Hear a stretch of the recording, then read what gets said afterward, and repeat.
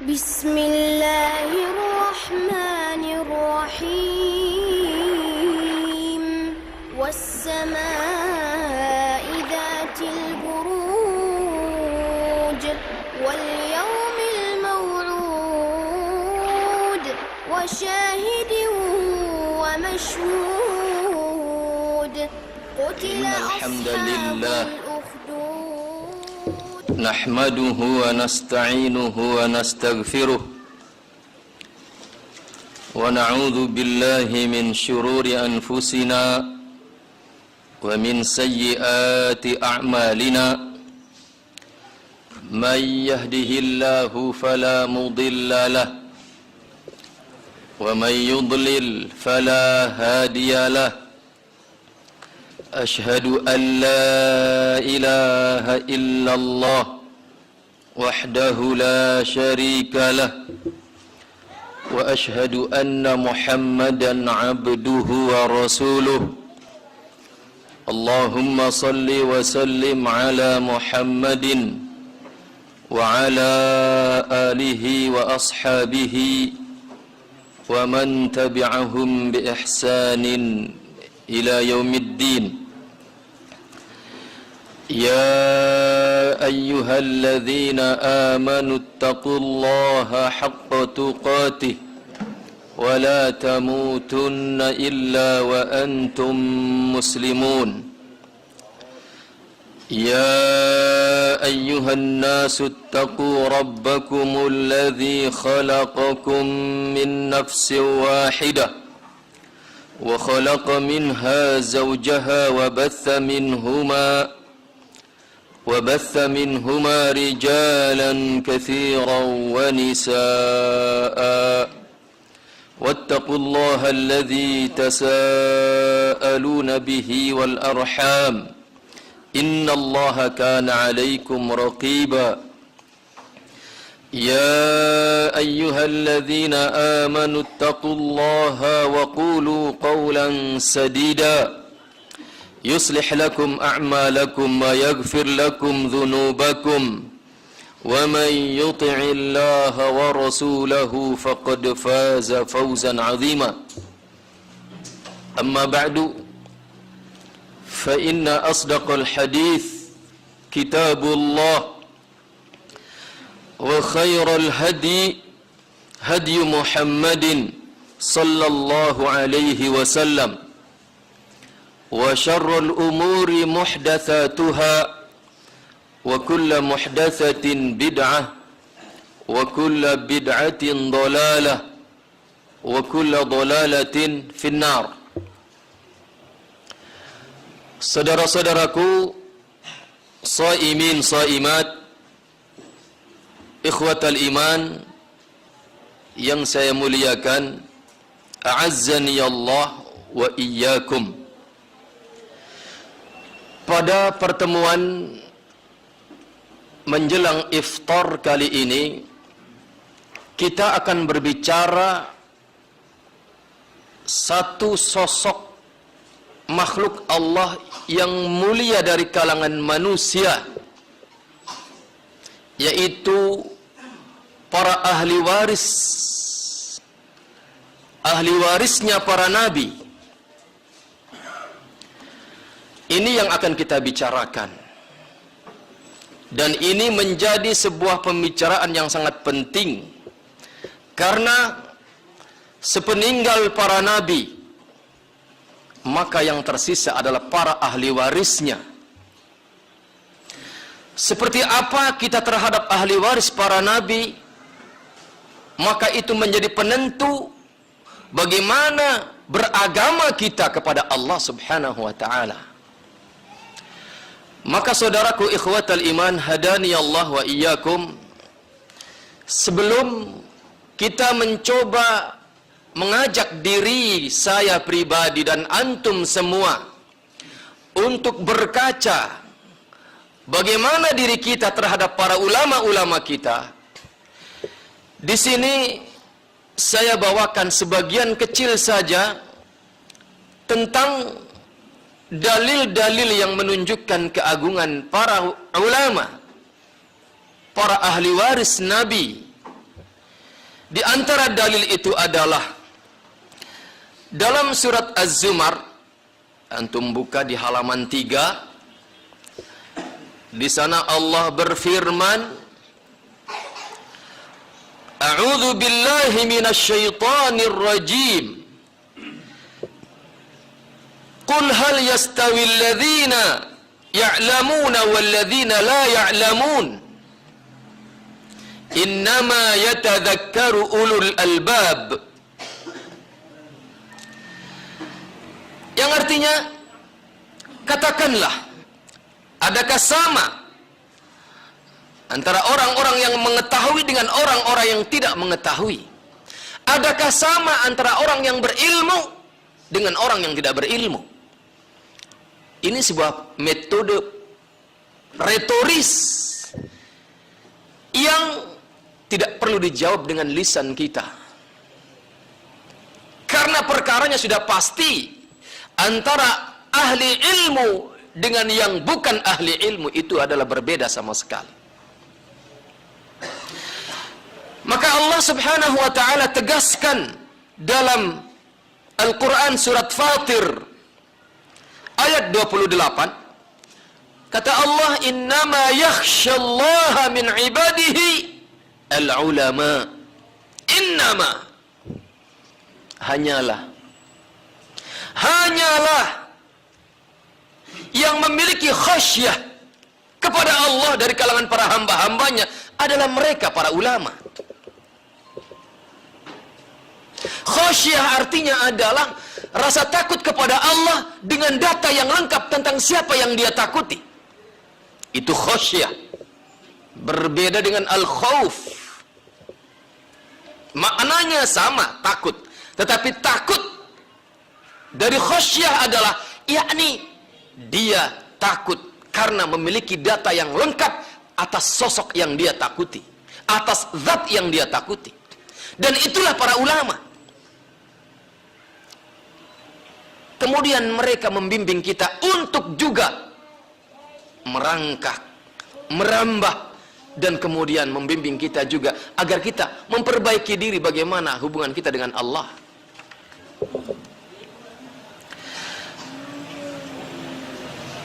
Masih banyak ayat-ayat yang lain. Antum buka halaman 5. Di sana ada hadis yang diriwayatkan di antaranya oleh Al-Imam Al-Bukhari rahimahullah dalam kitab sahihnya, di mana kata Rasul, "Man yuridillahu bihi khairan yufaqihu fid din."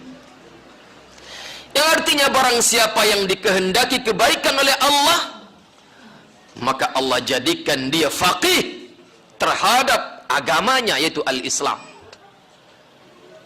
Jadi kalau kita ingin mengukur kita ini termasuk orang yang dikehendaki kebaikan atau tidak oleh Allah, lihat seberapa kefakihan kita terhadap agama kita. Dan para ulama memiliki tingkat kefakihan terhadap agama Islam ini di atas kemampuan kita. Maka mereka adalah terdepan sebagai orang-orang yang dikehendaki kebaikan oleh Allah Subhanahu wa ta'ala. Terhadap hadis Rasul yang mulia ini, maka Al-Imam Ibnu Hajar mengutip perkataan Al-Imam Ibnul Munir rahimahumullah. Kata beliau, "Man lam yufaqqihhu Allahu fid din falam yurid bihi khaira." Yang artinya barang siapa yang tidak difaqihkan oleh Allah tentang agama Islam ini, barang siapa yang tidak difaqihkan oleh Allah tentang agama Islam ini, maka berarti orang itu bukan termasuk orang-orang yang dikehendaki kebaikan oleh Allah. Faqih terhadap agama artinya faham tentang agama, kemudian dia amalkan apa yang dia fahamkan. Makanya ikhwatal iman hadani Allah wa iyyakum, dari sini kita bisa melihat posisi kita dengan mereka para ulama. Dan itu adalah sesuatu yang real adanya menurut syariat, adanya perbedaan kemuliaan kita dengan mereka para ulama. Maka Rasul mengatakan dalam sabdanya, fadlul alimi 'alal 'abidi, keutamaan seorang ulama di atas keutamaan seorang ahli ibadah itu kafadlil qamari 'ala sairil kawakib lailatal badr, itu adalah bagaikan keutamaan rembulan di malam purnama di atas bintang-bintang yang lain. Antum lihat bagaimana menonjolnya rembulan di malam purnama dibandingkan dengan bintang-bintang yang ada di malam itu. Seperti itulah para ulama di atas kita. Innal anbiya'a al-ulama'u hum warathatul anbiya, kata Rasulullah. Para ulama itu adalah ahli waris para nabi.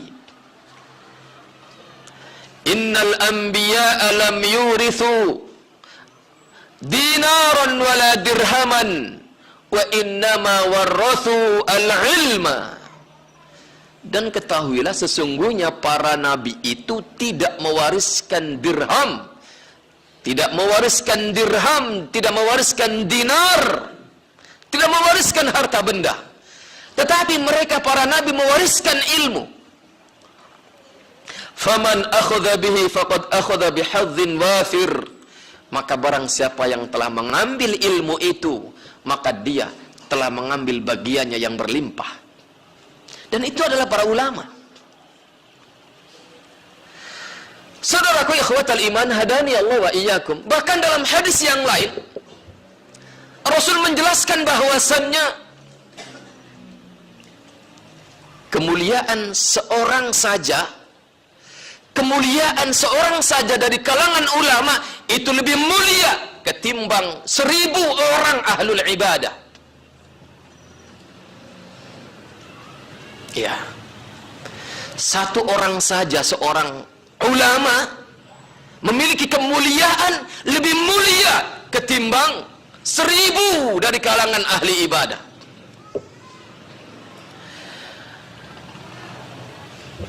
Saudaraku ikhwatal iman, hadani Allah wa iyyakum. Maka berarti mereka para ulama adalah di zaman kita ini adalah sekelompok makhluk yang mulia di sisi Allah. Dikala Rasul masih hidup, maka mutlak beliau adalah sosok makhluk hidup yang mulia. Maka sepeninggal beliau, siapa yang kemudian mengambil kedudukan yang mulia itu? Tentunya adalah para ahli warisnya.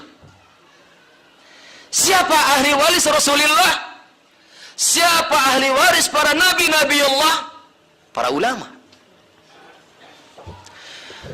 Maka ikhwatal iman, hadani Allah wa iyyakum,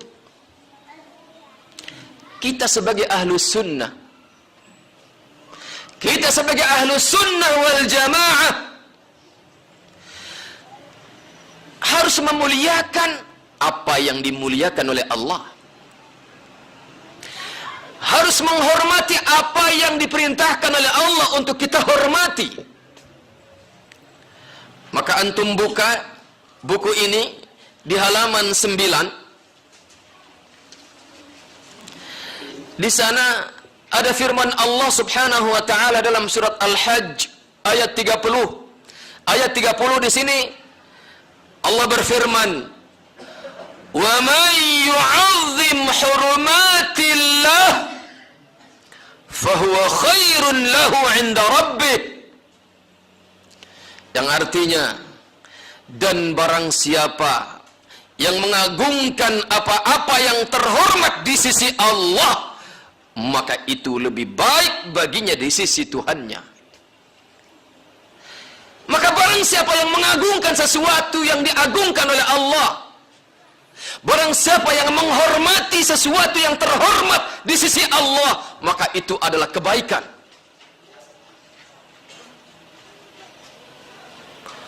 Maka lihat ayat berikutnya.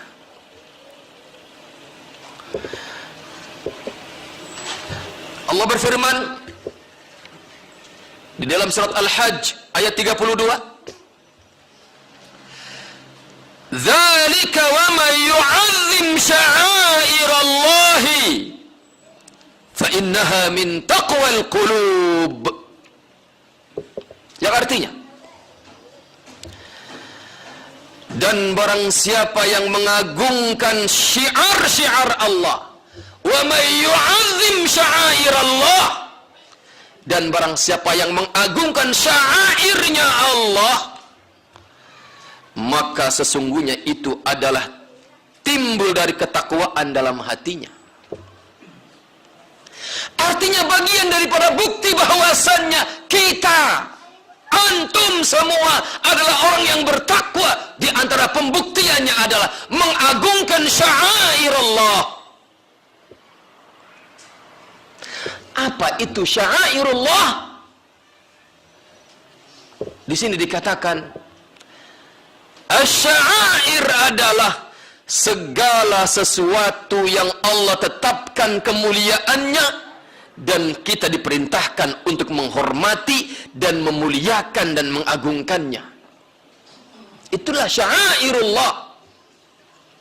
Apa saja yang Allah tetapkan dia sebagai sesuatu yang mulia dan kita diperintahkan untuk memuliakannya, itulah syairullah. Maka dengan demikian berarti berdasarkan nas ini, maka para ulama adalah terdepan sebagai sekelompok yang harus kita golongkan sebagai syairullah. Dan Allah berfirman, wa may yu'azzim sya'airallah, barang siapa yang mengagungkan syairnya Allah, fa innaha min taqwal qulub, maka barang siapa yang mengagungkan syairnya Allah, itu pertanda adanya ketakwaan dalam diri kita. Dan ketakwaan adalah bekal. Bahkan sebaik-baik bekal adalah ketakwaan. Wa tazawwadu fa inna khairaz zadit taqwa. Berbekallah kalian, dan sesungguhnya sebaik-baik bekal adalah ketakwaan kepada Allah Subhanahu wa taala. Maka saudaraku ikhwatal iman, hadani Allah wa iyyakum, antum lihat ucapan yang disampaikan oleh Asy-Syaikh Al-Allamah Asy-Syaikh Nasir As-Sa'di rahimahullah. Antum buka di halaman 6. Beliau mengatakan, wa min aqidati ahli sunnah wal jamaah annahum yadinuna Allah bihtiramil ulama'il hudat. Yang artinya, di antara akidah ahlu sunnah, lihat ini adalah akidah,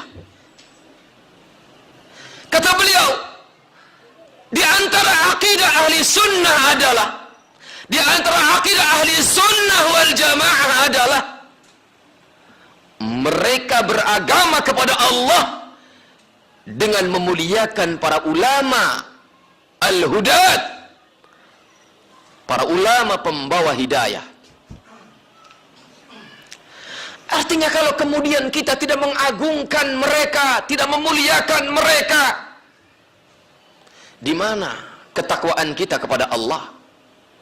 Di mana pengagungan kita? Di mana yu'azzimnya kita terhadap syair Allah? Dan di mana akidah kita? Saudaraku ikhwatal iman, hadani Allah wa iyyakum. Maka dengan demikian, sebagaimana dikatakan di sini di paragraf terakhir halaman 10, dengan demikian maka kita tidak boleh melecehkan para ulama. Kita tidak boleh menghinakan mereka, menyinggung dan menyakiti hati mereka. jangan hanya karena antum telah memberikan subsidi kepadanya kemudian antum hinakan dia.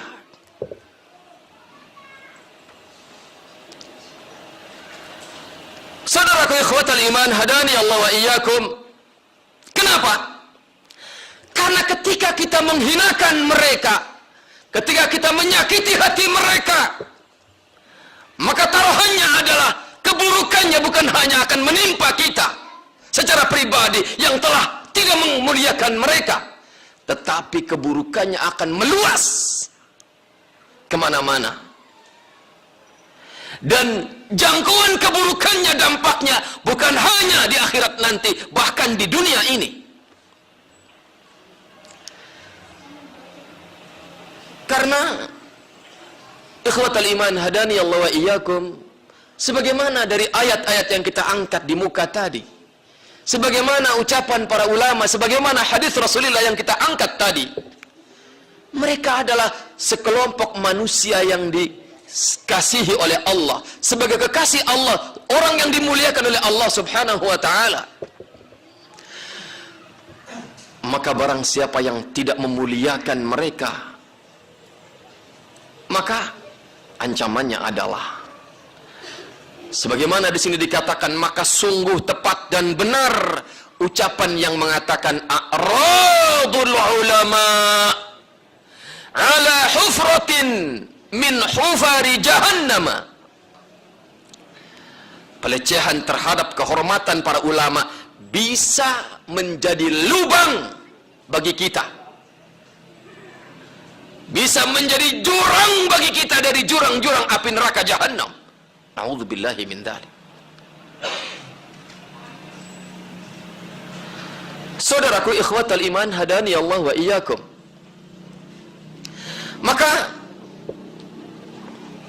di sini kemudian dikatakan dengan mengutip sebuah hadis qudsi yang diriwayatkan oleh Al-Imam Al-Bukhari dalam kitab sahihnya, di mana kata Rasulullah sallallahu alaihi wasallam, qala Allah jalla jalaluh, Allah berfirman, man 'ada li waliyan faqad adzantuhu bil harb. Yang artinya barang siapa yang menyakiti kekasihku, kata Allah, maka aku telah nyatakan perang dengan orang itu. Subhanallah, siapa yang berani melayani tantangan perang dengan Allah? Saudaraku seiman yang saya muliakan, azzani Allah wa iyyakum, antum mungkin sudah sering mendengar tentang bahwasannya Allah menyatakan perang terhadap para pemakan riba. Di halaman 12 di sini dikatakan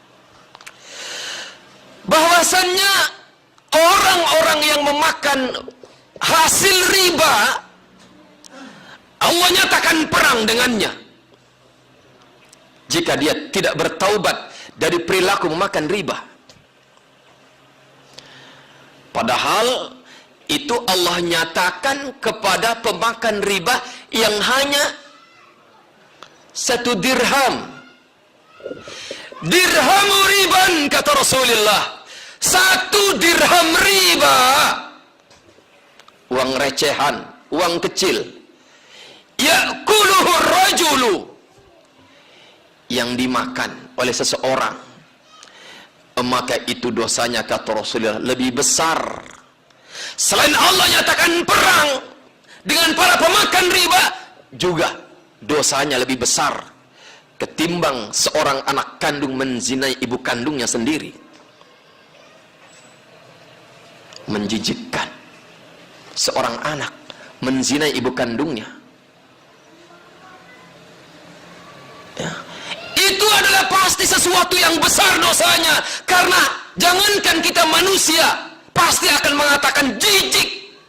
Bahkan binatang pun, binatang-binatang yang terjaga, binatang-binatang yang memiliki kecemburuan pun akan menolak Tetapi sebegitu menjijikkannya dosanya, sebegitu besarnya dosa zina seorang anak dengan ibu kandungnya, belum seberapa dibandingkan dengan pemakan 1 dirham riba.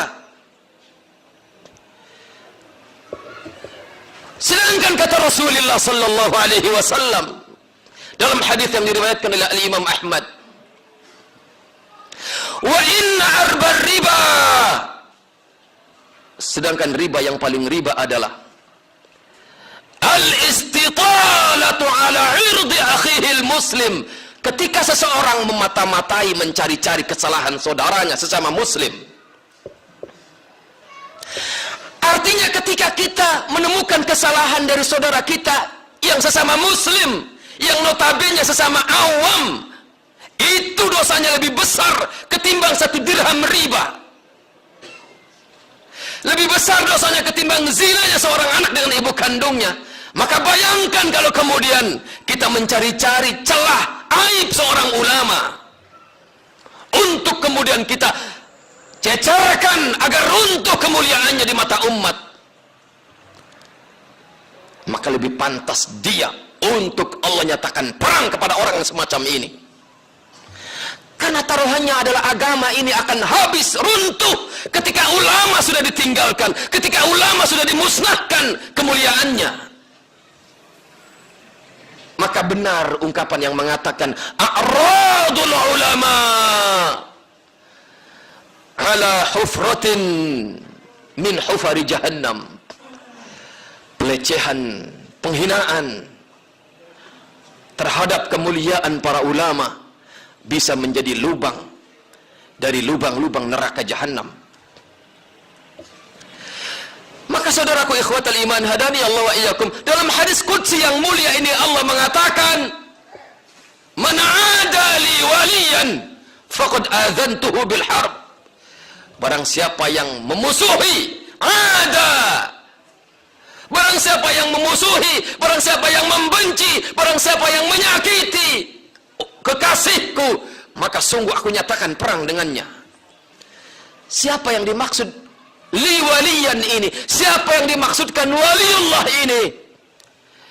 Maka antum lihat ikhwatal iman hadani Allah wa iyyakum, di mana Al-Imam Al-Khatib Al-Baghdadi di sini di halaman 13 beliau mendefinisikan siapa itu para waliullah. Beliau mengutip perkataan Al-Imam Abu Hanifah dan mengutip perkataan Al-Imam Asy-Syafi'i rahimahumullah, di mana mereka mengatakan, in lam yakunil fuqaha'u awliya Allah falaysa lillahi waliyun. Kalau para ahli fikih, kalau para ahli ilmu agama tidak digolongkan sebagai walinya Allah, maka tidak ada lagi dari kalangan makhluk ini yang pantas untuk dijuluki sebagai waliullah. Kalau para ulama bukan sebagai aulia Allah, maka siapa lagi yang patut digolongkan sebagai kekasihnya Allah? Maka dari sini kita mengatakan mereka para ulama tidak diragukan lagi adalah sebagai walinya Allah. Dan Allah menyatakan dalam firman-Nya, man 'ada li waliyan faqad adzantuhu bil harb. Barang siapa yang memusuhi atas dasar apapun permusuhan kepada ulama. Ada orang memusuhi ulama dengan akhlaknya yang buruk. Sering saya menemukan sebagian orang buruk akhlaknya, bahkan kepada para ulamanya. Ini adalah bentuk permusuhan kepada para ulama. Ada sebagian orang memberikan permusuhannya kepada ulama dalam bentuk-bentuk yang lain. Hanya karena ulamanya ini diminta bantuan, kemudian karena tidak memiliki kemampuan waktu atau yang lain, dia menolak, dia suudzon kepada ulamanya. Sambil menggerutu, saya bantu-bantu, saya subsidi dengan finansial, dimintain bantuan segitu saja. Innalillah. Ini adalah bagian daripada paling tidak jalan menuju kebencian kepada ulama. Maka saudaraku ikhwatal iman, hadani Allah wa iyyakum, Al-Imam Ibnu Abbas radhiyallahu anhu berkata, "Man adza faqihan faqad adza Rasulullah, wa man adza Rasulullah faqad adza Allah azza wa jalla." Barang siapa yang menyakiti seorang faqih, maka dia telah menyakiti Rasulullah. Barang siapa yang menyakiti Rasulullah, maka sungguh dia telah menyakiti Allah. Dan oleh karenanya maka, lihat di halaman 14. Paragraf kedua, di dalam nas-nas tersebut di atas dijelaskan tentang keagungan para ulama. Dan kita diperingatkan untuk senantiasa menunaikan hak-hak mereka berupa penghormatan dan penjagaan terhadap kedudukan mereka yang agung dan mulia, dan jangan sekali-kali kita menyentuh mereka dengan kasar,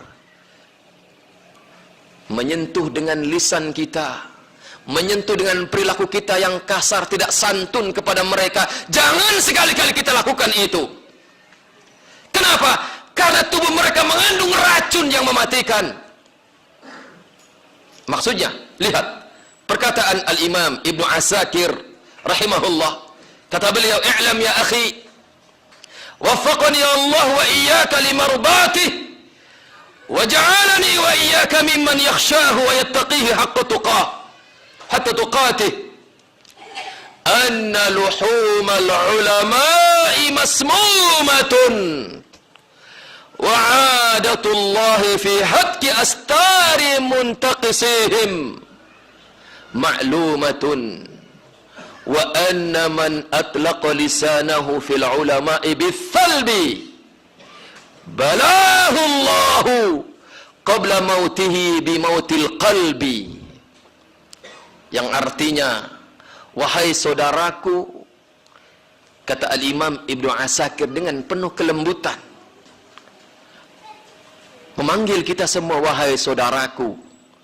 Kemudian beliau berdoa, semoga Allah mengkaruniakan taufiknya kepadaku dan kepadamu untuk meraih ridhonya, dan semoga Allah menjadikan kita termasuk orang-orang yang takut dan bertakwa kepadanya dengan sebenar-benar ketakwaan. Setelah beliau mendoakan kebaikan buat kita, kemudian beliau berkata, "Ketahuilah olehmu, wahai saudaraku," kata beliau, "bahwa sesungguhnya tubuh para ulama mengandung racun." Artinya, kalau diibaratkan sesuatu, maka dia adalah sesuatu yang mengandung racun. Apabila kita salah menyentuhnya, maka racun akan membahayakan kita. Tapi kalau kita menyentuhnya dengan baik, maka sesuatu itu akan membawa kebaikan buat kita. Kata beliau, ketahuilah olehmu bahwasanya sesungguhnya tubuh para ulama, luhumul ulama masmumatun, mengandung racun. Sedangkan kebiasaan Allah di dalam mengoyak tabir aib para pencela ulama sangat nyata. Siapa yang berjalan ke sana kemari mencela para ulamanya,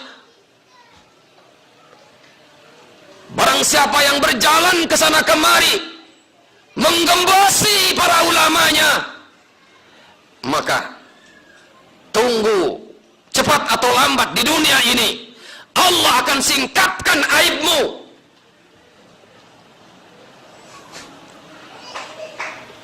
Dan barang siapa yang mencela para ulama, berjalan ke sana kemari, menyebarkan aibnya, menggembosi programnya, maka kata beliau, balahullah, Allah akan timpakan bencana kepada orang itu berupa kematian hati sebelum mati jasadnya. Padahal bencana yang namanya mautul qalbi ini lebih buruk ketimbang bencana yang bernama penyakit seberat apapun. Maka para salaf ketika tertimpa musibah penyakit fisik, mereka masih bisa mengatakan alhamdulillah, karena bencana ini bukan bencana agama, bukan bencana, bukan musibah hati. Karena kalau musibah fisik, semengerikan apapun penyakit yang menimpa fisik seseorang, itu bisa menjadi kebaikan baginya kalau dia mau bersabar. Tapi kalau bencana hati, mautul qalbi, maka pasti berbuah keburukan, kesengsaraan yang tiada ujung di akhirat nanti. Dan ini akan Allah timpakan kepada mereka-mereka yang menghinakan para ulamanya. Kemudian Al-Imam Ibnu Asakir setelah berkata begitu, beliau mengutip firman Allah, falyahdharil ladzina yukhalifuna an amrihi an tusibahum fitnah aw yusibahum adzabun alim. Allah berfirman, maka yang artinya hendaklah orang-orang yang menyalahi perintahnya takut akan ditimpa cobaan atau ditimpa azab yang pedih. Fitnah akan ditimpakan kepada orang yang menyalahi perintah Allah. Salah satu yang Allah perintahkan adalah wa may yu'azzim sya'airallah, mengagungkan syiar-syiar Allah. Salah satu syiar Allah adalah para ulama. Kita diperintahkan untuk mengagungkan mereka, kemudian kita selisihi perintah ini, maka akan ditimpa fitnah dan azab yang pedih. Dan fitnah di sini adalah sebagaimana dikatakan oleh Al-Imam Ahmad adalah asyirku. Artinya orang bisa saja berawal dari membenci para ulama, melecehkan para ulama, menggembosi para ulama. Bisa saja ini adalah jalan menuju kekafiran. Ini jalan menuju kepada kemusyrikan. Karena jalan kepada tauhid itu adalah melalui para ulama. Jalan menuju tauhid itu adalah melalui para ulama. Kemudian kita tinggalkan jalan ini, maka adakah jalan lain kecuali jalan menuju kekafiran dan kemusyrikan? Maka saudaraku ikhwatal iman, hadani Allah wa iyyakum, kita perlu bertanya, kenapa kita melecehkan mereka? Kita tidak memuliakan mereka, kita tidak menghormati mereka. Padahal di zaman seperti ini, di kala manusia jauh dari ilmu, tumpuan harapan terbesar kita adalah kepada mereka para ulama, setelah kepada Allah Subhanahu wa ta'ala. Saudaraku ikhwatal iman, hadani Allah wa iyyakum. Sudah maghrib ya? Berapa? Masya Allah.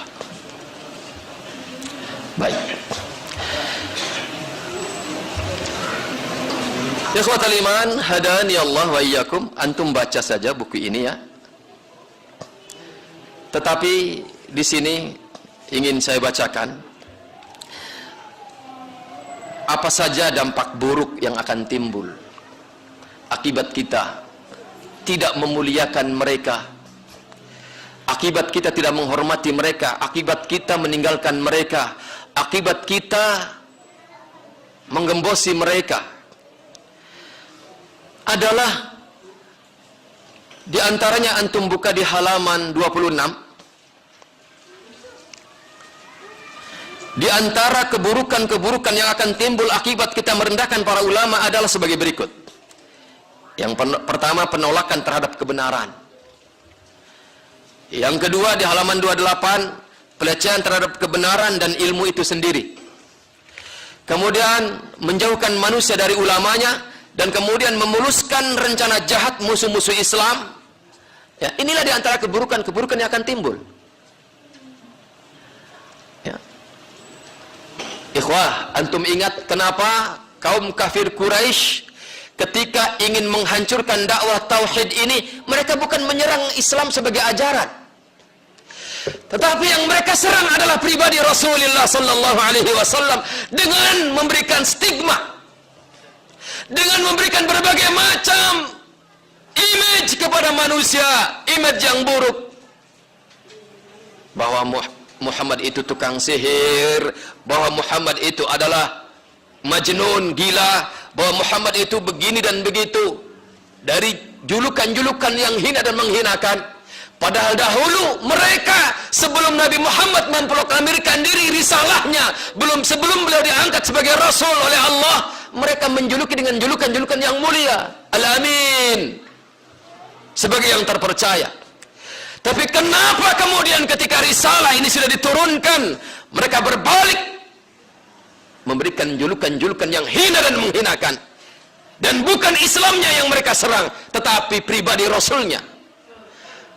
Karena mereka tahu dengan cara memburukkan citra Rasulullah, maka itu cukup untuk menghalangi manusia dari kebenaran.